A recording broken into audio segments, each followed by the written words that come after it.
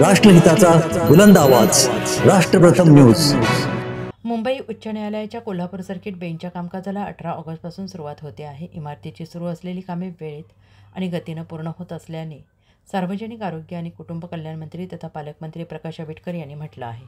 त्यांनी छत्रपती प्रमिलाराजे रुग्णालयासमोरील जुन्या न्यायालयाच्या इमारतीमधील प्रस्तावित सर्किट बेंच इमारतीच्या सुरू असलेल्या कामकाजाची पाहणी केली आणि यावेळी जिल्हाधिकारी अमोल येडगे, कार्यकारी अभियंता रोहित तोंदले, शाखा अभियंता रोहन येडगे, कंत्राटदार अनिकेत जाधव, उदय घोरपडे यांच्यासह कोल्हापूर जिल्हा बार असोसिएशनचे ॲडव्होकेट इंद्रजित चव्हाण, टी.एस. पाडेकर, व्ही.आर. पाटील, के.व्ही. पाटील, मनोज पाटील, संग्राम देसाई, प्रमोद पाटील उपस्थित होते। पालकमंत्री आंबेडकर यांनी यावेळी तिन्ही इमारतींच्या कामांना प्रत्यक्ष भेट देऊन उभारण्यात येणाऱ्या 3 कोर्ट रूमची पाहणी केली आणि यावेळी त्यांनी बांधकाम विभागाकडून सुरू असलेल्या कामकाजाची माहिती जाणून घेतली।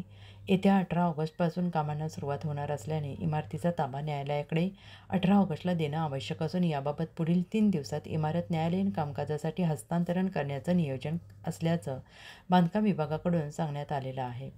शाहू महाराजांच्या काळातील व्यवस्थांना सर्किट बेंचच्या माध्यमातून पुनर्जन्म झाल्याचं यावेळी बोलताना पालकमंत्री म्हणाले आहेत। राजर्षी छत्रपती शाहू महाराजांच्या काळातील व्यवस्था या सर्किट बेंचच्या माध्यमातून पुन्हा एकदा सुरू होते आहे।